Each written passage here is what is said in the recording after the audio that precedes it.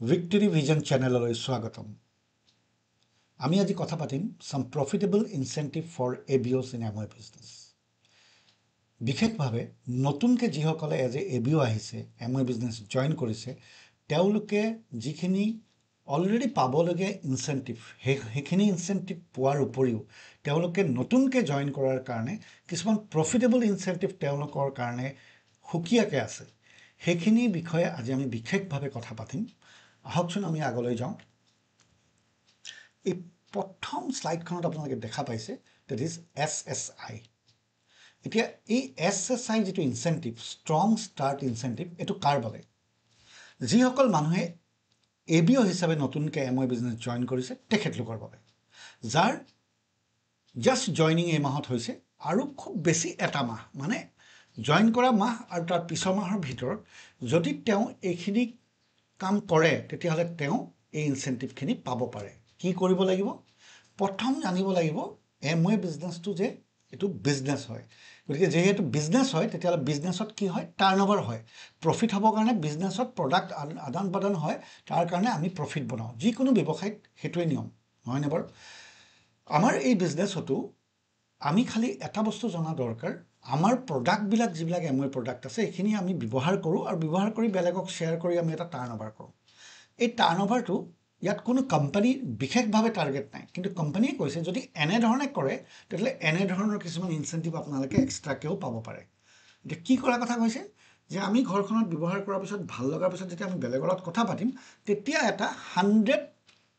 Monthly পিসিপিভি কৰিব লাগে এটো মানে কি বুজাইছে যে 100 পিভি মানে আমি ইয়াত জানো যে যিসকলে অলৰেডি জয়েন কৰিছে তেওঁলোকে তো জানে যে 1 PV is equal to 100 rupees in India গতিকে 100 পিভি মানে আমি 10000 টকা কথা কৈছো এটা 10000 কি আপুনি গৈ কাবাক বিক্ৰী কৰিব লাগিব তেনেকুৱা কোনো কথা নহয়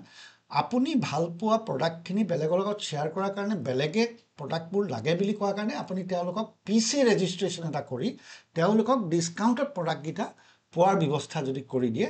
তেতিয়াহলে আপোনাৰ হেগিজন ৰেজিষ্টাৰ্ড পিসি পৰা হোৱা ভলিউমটোক কাউন্ট কৰিব হে 100 মান্থলি পিসিপিভি বুজি পাইছেনে কথাটো তাৰ মানে হয়তো এজনৰ যোগেদিও এজনৰ থ্ৰুদিও হ'ব পাৰে 100 পিভি বা 4-5 জনৰ থ্ৰুদিও হ'ব পাৰে 10 জনৰ থ্ৰুদিও হ'ব পাৰে বলে 10 পিভি কে এজন কাস্টমাৰে মোৰ পৰা বস্তু কিনিছে 10 জন কাস্টমাৰে কিনিছে মানে 100 পিভি বলে নহয় এজনেই 10000 টকাৰ বস্তু লৈছে তেতিয়াহলে হেতু 100 পিভি এজনেই হওক দুজনেই হওক 10 জনেই হওক কাস্টমাৰৰ পৰা যেটো পইণ্ট জমা হ'ব আপোনাৰ হেতু পইণ্টৰ কথা কোৱা হৈছে আৰু ইয়াত কৈছে যদি হে কামটো ইয়াত লিখিছে for new ABOs meeting 100 PCPV consecutively during their first year তাৰ মানে তেওঁ জয়েন কৰা মাহৰ পৰা যদি হেতু কন্টিনিউ কৰে তেওঁ কিছুমান এক্সট্ৰা ৰিৱাৰ্ড পইচা পাব পাৰে কি পাব পাৰে আৰু এখিনি কাৰ কাৰণে new ABOs who registered in September 2024 or later তাৰ মানে 24 চনৰ সেপ্টেম্বৰৰ পিছৰ পৰা সকলোৱে পাব পাৰে এই মাহটো যদি কোনবাই জয়েন কৰিছে তেওঁলোকৰো হ'ব পাৰে কিন্তু জয়েন কৰা মাহ আকৌ কৈছো আৰু তাৰ পিছত কিন্তু এমাহো দেৰি হৈ গলে এই ৰিৱাৰ্ডখিনি নাপায় SSI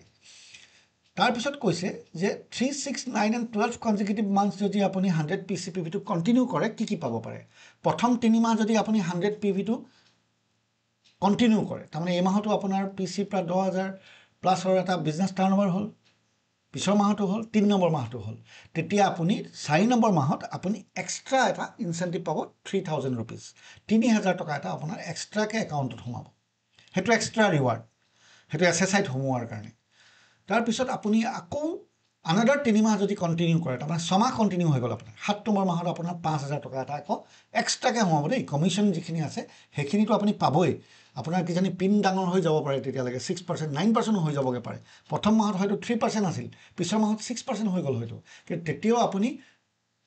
7 নম্বৰ মাহত 5000 টকা পাব তাৰ পিছত যদি মানুহজনে আকৌ 3 মাহ মেইনটেইন কৰে 9 মাহ যদি কমপ্লিট হয় 10 নম্বৰ মাহত তেওঁ 7000 টকা এটা পাব এক্সট্ৰা পাব এটো কিন্তু ঠিক আছে তাৰ পিছত আনাদাৰ 3 মাহ যদি কন্টিনিউ কৰে তাৰ মানে 12 মাহ কমপ্লিট হৈ গল তেওঁ আকৌ 10000 টকা এটা ওয়ান টাইম ক্যাশ পাব তাৰ মানে গোটে বছৰটোত যদি চাই আপোনাৰ যিখিনি কমিশন ইনসেন্টিভ হেখিনিটো পাবই হেখিনি বাদ দি আপুনি 25000 টকা এটা বছৰটোত এক্সট্ৰা ইনকাম পাব পাৰে এটো কেনেকৈ পাব সিম্পল 100 পিভি পিসি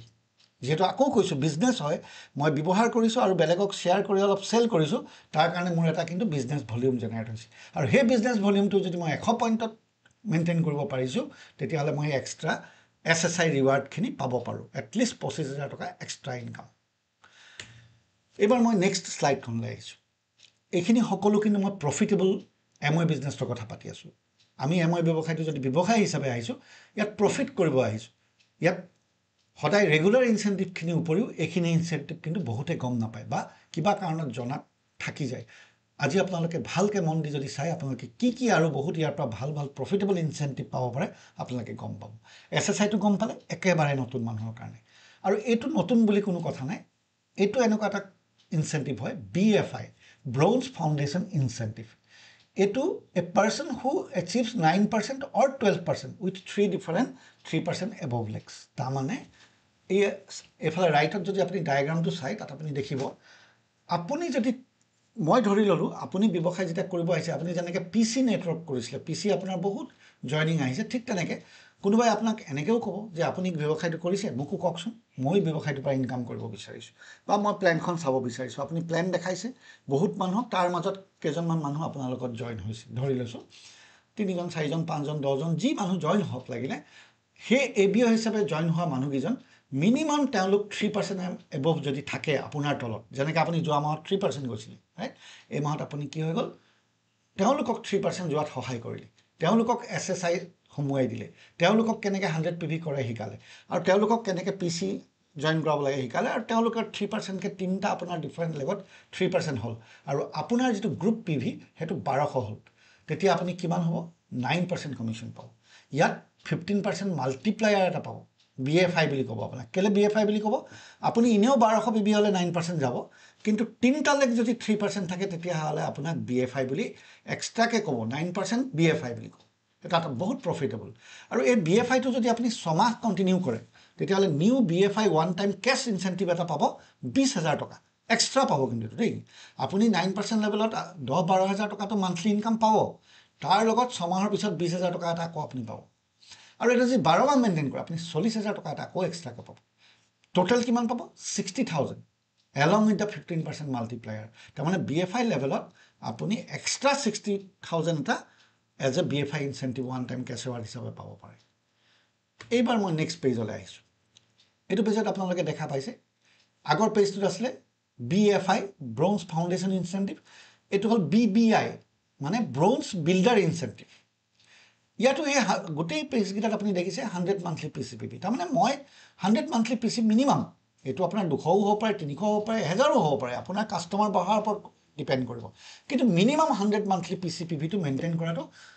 মোৰ নিজৰ বিজনেছটো গ্ৰোথৰ কাৰণে অত্যন্ত দৰকাৰ আৰু এইটো আমি কৰিব লাগে কিন্তু কোম্পানীৰ ফালৰ পৰা কোনো টাৰ্গেট বা ফিক্স আপুনি কৰিব লাগে বুলি নকয় এইখিনি আমি বনাই লোৱা টাৰ্গেট যাতে আমাৰ বিজনেছটো প্ৰফিটেবল হয় আৰু ডাঙৰ হয় যাৰ কাৰণে আমি মিনিমাম 10,000 টকাৰ টাৰ্ণঅভাৰটো PC থ্ৰু দি শিকিব লাগে এইবাৰ এইটো পেজত আপুনি দেখিছে BBI a person who achieves 15% with 6% lakhs অথনি যেনেকৈ তলত 3% তিনিটা লেক দেখাইছিলোঁ ইয়াত এবাৰ আপুনি দেখিছে যে 6% এবভ তিনিটা লেক তাৰমানে আপোনাৰ বহুত জইনিং আহিছে তাৰ মাজত 3জন মানুহো যদি 6% লেভেলত আহি যায় যেনেকৈ আপুনি 6% গৈছিলে 9% গৈছিলে আপোনাৰ তলতো কোনোবা এইটো বিজনেছটোত প্ৰফিট কৰিব লাগে আহিছে তো তেওঁক যেতিয়া আপুনি শিকাই বুজাই দিব তেওঁ যেতিয়া বিজনেছটো কৰিব 6%কে তিনিটা লেগত 6% থাকিব আপোনাৰ 4,000 PV হ'ব আপুনি এবাৰ 15% কমিশ্যন পাব এই কমিশ্যনটোত আপুনি 20% মাল্টিপ্লায়াৰ এটা পাব BBI মাল্টিপ্লায়াৰ বুলি কয় এইটো কাৰণ তিনিটা ডিফাৰেণ্ট লেগত এনেতো 15% আপুনি 4,000 PVত পাবই কমিশ্যনটো ৰাইট 15% কমিশ্যন এইটো প্ৰায় 30-35,000 টকা আপুনি পাব কিন্তু 20% মাল্টিপ্লায়াৰ যদি লগাওঁ এইটো প্ৰায় 40-50,000 টকা আপোনাৰ এটা BBI লেভেলত মান্থলি ইনকাম হ'ব আৰু এটা ভাল খবৰ আছে ইয়াত new BBI one time cash incentive এটা আছে আপোনালোকৰ কাৰণে এইটো কেনেকুৱা আপুনি যদি এই BBIটোকে 6 মান্থছ মেইনটেইন কৰে আপুনি এবাৰ 40,000 টকা এটা কেছ ৰিৱাৰ্ড পাব আপোনাৰ একাউণ্টত এক্সট্ৰাকৈ 40,000 টকা এটা সোমাব এইটোকে যদি 12 মাহ মেইনটেইন কৰে 80,000 টকা সোমাব তাৰমানে টোটেল কিমান দেখিলোঁ আমি 1,20,000 টকা এটা অকল আপুনি এই ওৱান টাইম কেছ ৰিৱাৰ্ড যিটো এইটো এক্সট্ৰাকৈ আপুনি বোনাছ হিচাপে পাব মান্থলি ইনকামখিনিতো আছেই তাৰমানে BBI লেভেলত মই অলৰেডি কৈছিলোঁ 40-50,000 যিটো ইনকাম হ'ব আপোনাৰ আপুনি এক বছৰত যদি হিচাপ কৰি চাই প্ৰায় 5-6 লাখ টকা আপোনাৰ ইনকাম হ'ব সেই 5-6 লাখৰ লগত এই 1,20,000টো এড হ'ব তাৰমানে যদি 5 লাখ ইনকাম হৈছিলে আপোনাৰ 6 লাখ হ'ব, 6 লাখ যদি হৈছিলে 7 লাখ হ'ব, আপুনি 1 লাখ টকা এটা 1,20,000 টকা এটা এক্সট্ৰাকৈ পাব। আৰু এইটোৱে হ'ল BBI one time cash incentive. তো ইয়াত আজি মই আপোনালোকক যিমান পাৰোঁ খুব চমুকৈ ক'লোঁ, কথাখিনি মই কিমান পাৰিলোঁ ক্লিয়াৰ কৰিব চেষ্টা কৰিলোঁ। কিন্তু আপোনাৰ কাৰণে বেষ্ট গাইড আপোনাৰ সেই মেণ্টৰ, যোনে আপোনাক বিজনেছলৈ আনিছে আৰু যাৰ লগত আপুনি বিজনেছ আলোচনা কৰি আগবাঢ়িছে, তেওঁৰ লগত এই কথাখিনি আৰু ক্লিয়াৰ হৈ লওক। তেওঁৰ লগত বহি আপুনি SSI, BBI আৰু BFI এইকেইটাৰ বিষয়ে আপুনি আৰু বুজি লওক আৰু প্ৰফিটেবল বিজনেছ কৰক। এই বিজনেছৰ পৰা ভাল ইনকাম কৰক। এই বিজনেছৰ পৰা আপুনি বহুত ডাঙৰ ইনকাম কৰিব পাৰে। কিন্তু এইকেইটা ষ্ট্ৰাকচাৰ যদি আপুনি 15% লেভেললৈকে আহে, তেতিয়াহ'লে এই বিজনেছত প্লেটিনাম, এমাৰেল্ড, ডায়মণ্ড যাবৰ কাৰণে বেছি সময় নালাগে। কাৰণ এইটো প্ৰপাৰ ষ্ট্ৰাকচাৰ বুলি কয়। কাৰণ বিজনেছ ষ্ট্ৰাকচাৰৰ ওপৰত গ্ৰ' কৰে। যিহেতু এইটো নেটৱৰ্ক মাৰ্কেটিং হয়, it's a very good structure to go' platinum, emerald and diamond. গতিকে আপোনাৰ সেই মেণ্টৰৰ লগত বহক আৰু তেওঁৰ লগত গোটেই কথাখিনি বুজি লৈ ভালকৈ বিজনেছটো প্ৰফিটেবল হিচাপে আগুৱাই লৈ যাওক। Thank you so' much.